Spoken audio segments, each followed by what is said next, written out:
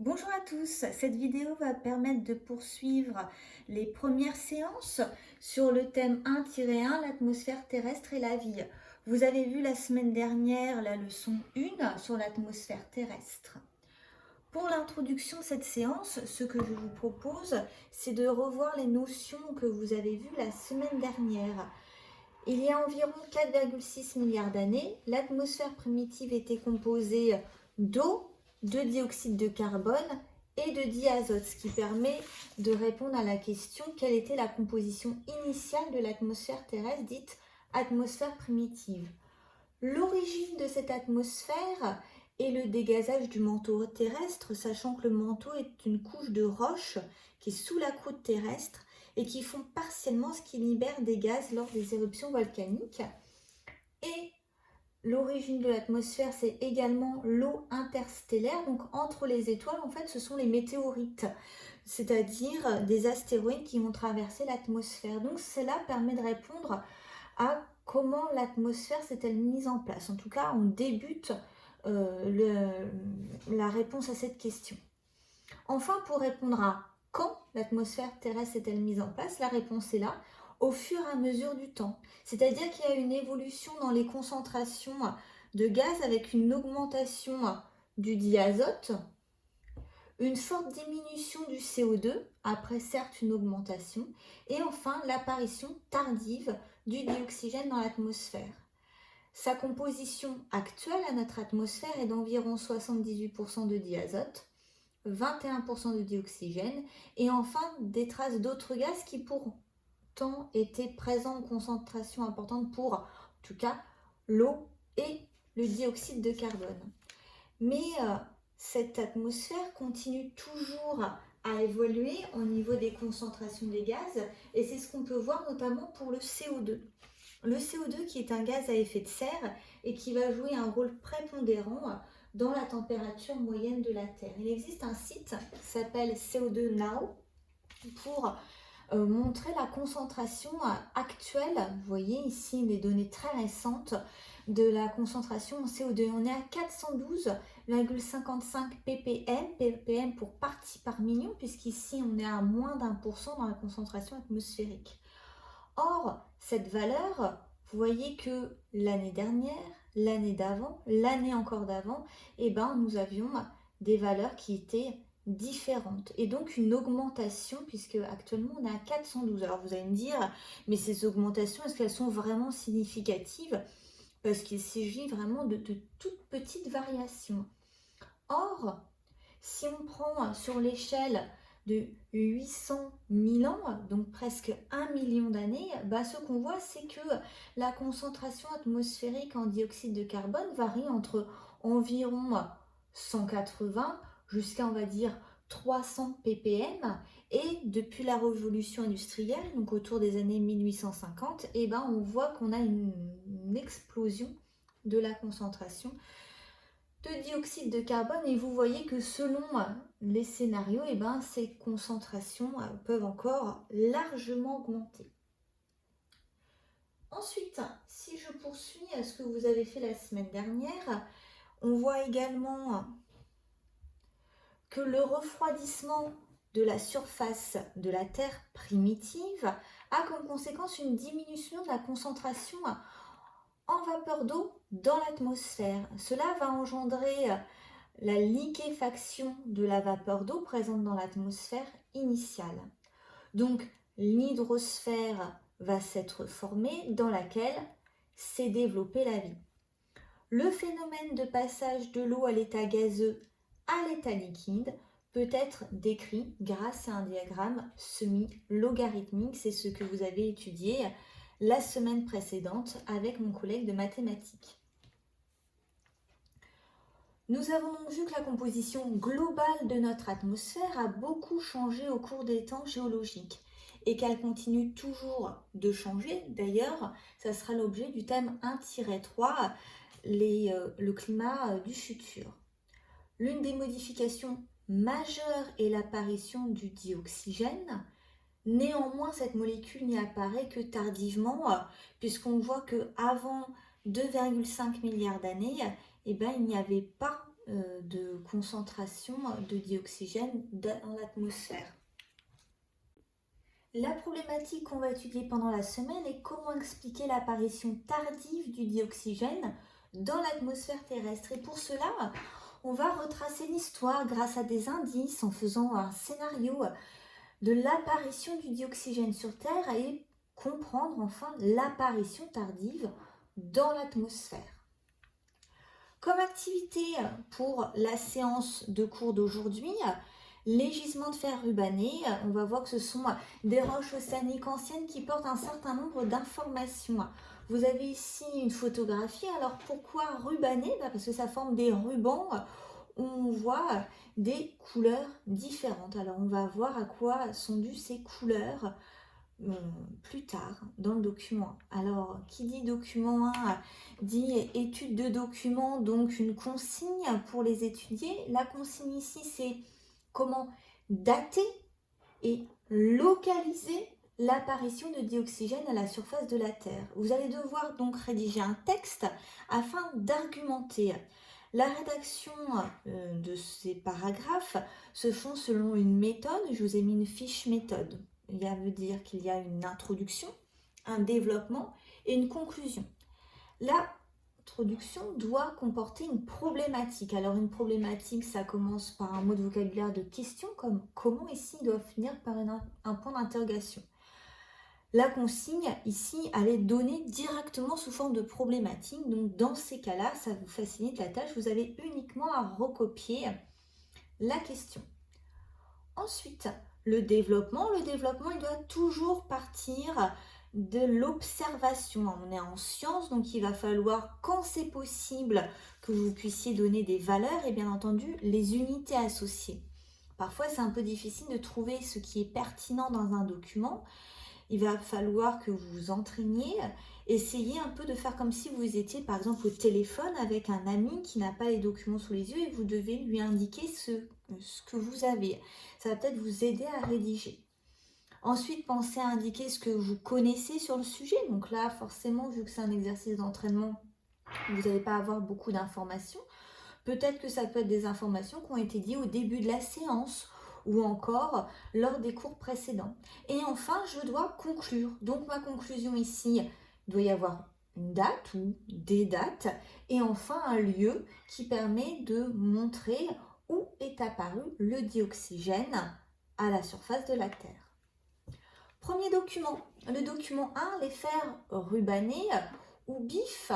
Donc, ils sont exploités comme gisements de fer. Les fers rubanés sont des roches sédimentaires océaniques contenant alternativement, en fonction des variations saisonnières, deux choses. D'une part, nous avons des couches siliceuses qui sont riches en hématite de formule Fe2O3, donc rouge.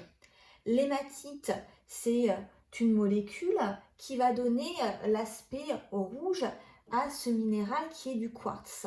C'est-à-dire que ici, on a du quartz dans lequel il y avait des atomes de fer qui ont formé Fe2O3 et c'est cela qui va donner la couleur rouge à ce minéral qui est naturellement taillé comme cela. Ce que je viens de vous montrer, c'est uniquement pour vous montrer la couleur rouge de l'hématite. Et alternativement, nous avons donc des couches siliceuses pauvres en hématite, donc sombres ici. Là, la photo, c'est des fers rubanés, donc formés en milieu marin, riche en dioxygène. Alors, comment se souvenir que c'est en milieu marin, océanique? C'est parce qu'on a dit tout à l'heure que c'était des roches sédimentaires, donc formées à partir de sédiments. Ces sédiments, sachant qu'on vous dit que ce sont des couches siliceuses, c'est, si vous voulez, un petit peu comme des grains de sable. Et ces grains de sable vont s'être déposés avec un courant faible sous leur propre poids et vont s'être compactés. Et c'est cela qui va former des roches sédimentaires. Et on vous dit que ces fers rubanés se sont formés entre 3,5 milliards d'années et 1,8 milliard d'années. Et je vous rappelle que la Terre s'est formée il y a 4,6 milliards d'années. Dans le document 2, on voit l'oxydation du fer. C'est-à-dire qu'ici, on vous indique que le dioxygène est un oxydant fort. C'est-à-dire qu'il peut réagir avec de nombreuses espèces chimiques dites réductrices, selon une équation d'oxydoréduction. C'est le cas du fer, avec qui le dioxygène forme des oxydes de fer de formule générale FeX, OY et pouvant être rouge dans le cas du Fe2O3. X et Y sont donc en fonction des produits remplacés par des valeurs, sachant que ici nous avons toujours deux valeurs qui sont différentes. On dénombre trois oxydes de fer, le FeO, le Fe2O3 et le Fe3O4. Et nous allons ici modéliser ces équations d'oxydoréduction. Alors pour vous expliquer de façon très simple, on a d'une part les réactifs qui vont réagir entre eux pour produire des produits. Ici, nous avons donc trois réactions différentes pour produire les trois produits différents. Je préfère en amont rappeler qu'on a des atomes qui composent une molécule et qu'une molécule est composée d'atomes. Les atomes peuvent être composés d'une seule lettre, par exemple ici l'oxygène, ou de plusieurs lettres, comme par exemple ici le fer. Lorsque nous avons un nombre qui est avant les lettres et de la même dimension que les lettres, ça veut dire que cette valeur va concerner l'ensemble de ce qui va suivre, alors que si on a une valeur qui est après là où les lettres et en indice, donc plus petit, et en bas, dans ces cas-là, ça veut dire que cette valeur va uniquement avoir une signification pour l'atome qui précède. Donc ici, ça veut dire qu'on a deux atomes de fer et une seule molécule composée de deux atomes d'oxygène qui vont réagir ensemble et former deux molécules de FeO. Donc ici, on a bien du côté des réactifs deux atomes de fer, du côté des produits deux atomes de fer, du côté des réactifs deux atomes d'oxygène, du côté des produits deux atomes d'oxygène. Nous avons donc une réaction qui est dite équilibrée ou stoichiométrique. Ensuite, la réaction qui m'intéresse le plus par rapport à l'hématite, c'est 4Fe, donc 4 fer qui réagit avec 3 molécules de dioxygène. Ça va permettre de produire 2 molécules de Fe2O3. Donc je vérifie ici que l'équation elle est bien équilibrée. 4 fer, 2 fois 2, ici 4, donc c'est bon. Pour l'oxygène, 3 fois 2, 6, et ici 2 fois 3, 6. On a donc une réaction équilibrée qui permet de former deux molécules composées de deux atomes différents et de 5 atomes en tout. On a bien donc de ce côté-là 10 atomes. Et enfin, rapidement, 3 fer plus 2 dioxygène qui va permettre de produire du Fe3O4, qui est une molécule qui est assez rare en milieu naturel. Dans le document 3, ça va permettre de vraiment comprendre ce qui se passe au niveau d'une oxydoréduction puisque c'est un transfert d'électrons. Ici, on a une solution témoin avec une solution de fer Fe2+, qui est à l'état réducteur. Donc, la photo ici de l'expérience témoin, on voit qu'on a une solution qui est vert très foncé. Ensuite, ce qu'on va faire, c'est qu'on va mettre un bulleur qui va être notre source d'oxydant, puisqu'on apporte du dioxygène. Et dans ces cas-là, avec l'apport de dioxygène ici, on va avoir l'ion Fe2+, qui était de couleur verte, qui va, au fur et à mesure du temps, en à peu près 10 minutes, se transformer en ion Fe3+, qui est caractéristique de par sa couleur rouille. Donc l'oxydation du fer Fe2+, en ion Fe3+, c'est un transfert d'électrons. Ça veut dire ici que lors de l'oxydation, on a une perte d'électrons. Mais cet électron, il est chargé négativement. Donc ça veut dire que l'atome devient plus positif ici. Ce que vous avez à retenir pour ce qui va nous servir en cours, c'est que lorsqu'on a une oxydation du fer, et ben celui-ci peut avoir cette couleur rouille. Donc, l'idée vraiment de ce document 3, c'est juste de pouvoir comprendre expérimentalement comment on passe d'une solution verte à une solution couleur rouille. C'est grâce à l'oxydation. Maintenant qu'on a étudié ces 3 documents, je vais donc vous laisser rédiger avec la problématique, l'observation et la conclusion. On va essayer de voir ensemble si vous avez bien compris l'activité. Donc je vous conseille de faire ce test quand vous aurez fini de rédiger, voire peut-être plusieurs heures après. Donc, avez-vous bien compris l'activité, les gisements de fer rubané des roches océaniques anciennes? 4 questions. Première question. Entre 3,5 milliards d'années et 1,8 milliard d'années, le fer des océans entrant en contact avec le dioxygène, est-ce qu'il devient réduit ou est-ce qu'il devient oxydé? Ici, on vous dit que ça rentre en contact avec le dioxygène. Dioxygène, oxydé, il y a bien un lien entre les deux mots. Alors, pour pouvoir argumenter, ici, vous avez différents éléments. On vous dit le dioxygène est un oxydant fort, donc ça veut bien dire que le fer, en présence d'oxygène, va pouvoir s'oxyder. Donc la bonne réponse à la question 1 est oxydé. Pour la question 2, entre 4,6 milliards d'années et 3,5 milliards d'années. D'ailleurs, vous voyez qu'ici, je dis sans mettre le moins avant, c'est-à-dire le moins, ça veut dire il y a 4,6 milliards d'années. Donc quand on dit il y a 4,6 milliards d'années, c'est la même chose que moins 4,6 milliards d'années. Bon, je reprends. Entre 4,6 milliards d'années et 3,5 milliards d'années, le fer était à l'état réduit ou est-ce qu'il était à l'état oxydé? Alors, je vous laisse réfléchir. Les arguments ici, c'est que on a dit tout à l'heure que l'une des modifications majeures de notre atmosphère est l'apparition tardive du dioxygène. Donc, c'est-à-dire qu'avant, il n'y avait pas de dioxygène.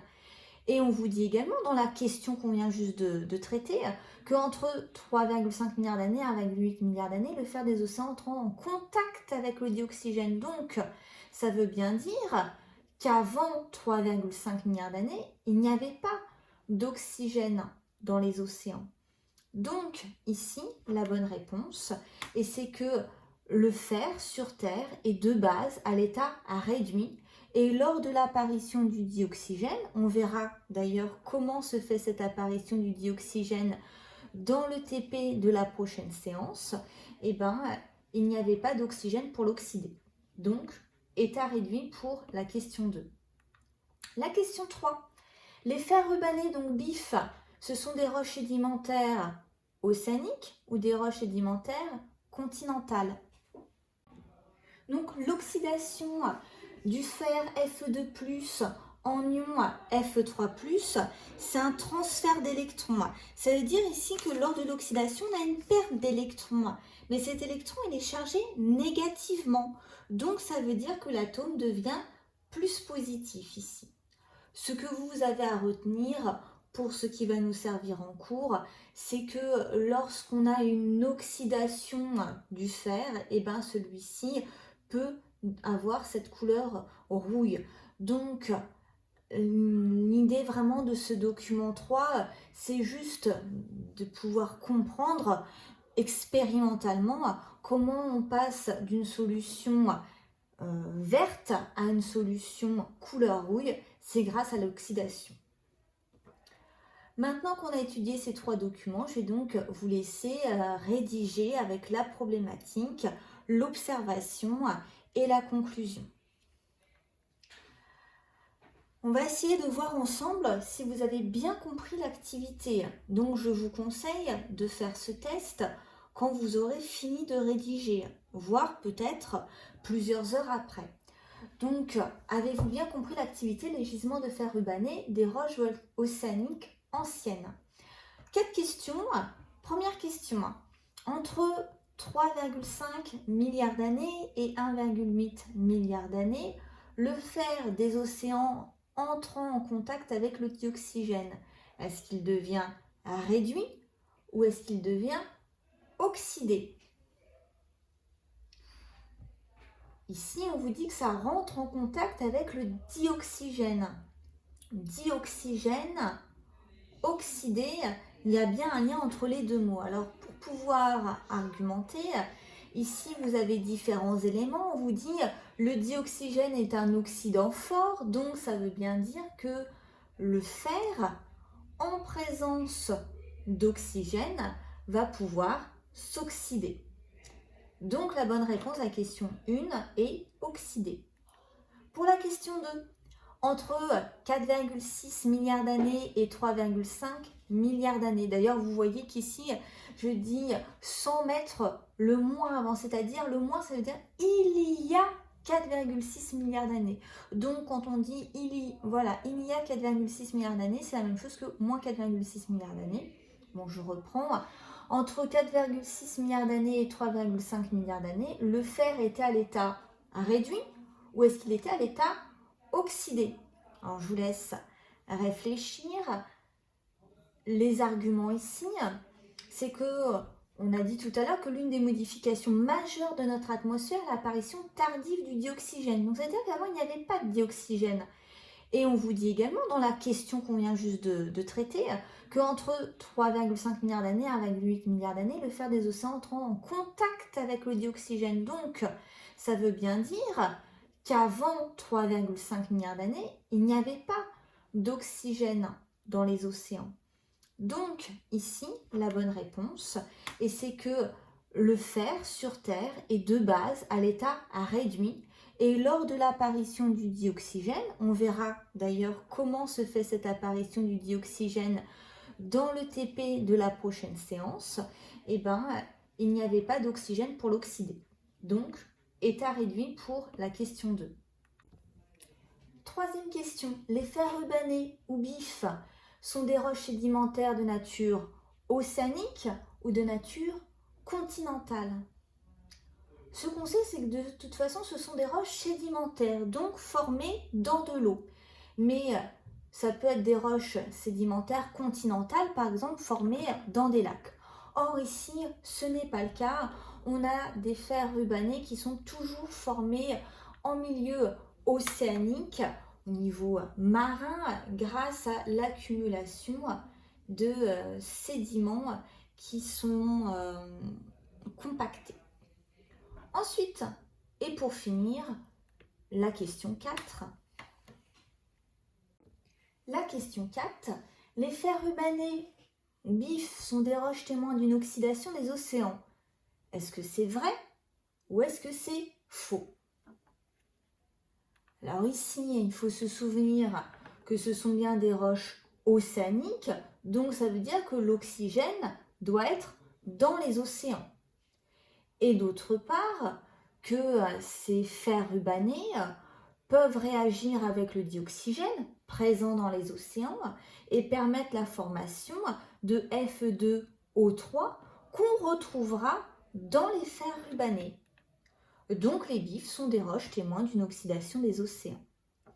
J'espère que vous avez bien compris les réponses à ces 4 questions. Si ce n'est pas le cas, je vous remercierai de me contacter au plus vite et avant le TP pour pouvoir en discuter ensemble. Enfin, je vous montre ici les prérequis pour l'activité TP qu'on va faire à la prochaine séance. Les stromatolites des roches océaniques anciennes. Ce que je vous demande de faire, c'est donc de lire ces 4 questions. Vous voyez que c'est quand même assez rapide. Et d'après ce que vous connaissez déjà, ce que vous savez peut-être de votre culture générale ou ce que vous avez vu des années précédentes, comme par exemple ici on a des questions peut-être plus de seconde, là c'est plutôt du bon sens et là c'est l'ancien programme de 5e que vous avez fait. Donc je vous demande de réfléchir à ces questions et de noter les réponses sur votre cahier. Je vous remercie pour votre attention. J'espère que cette vidéo vous a été utile dans la compréhension de la leçon 2, la vie et l'apparition du dioxygène dans l'atmosphère terrestre. Bonne fin de journée!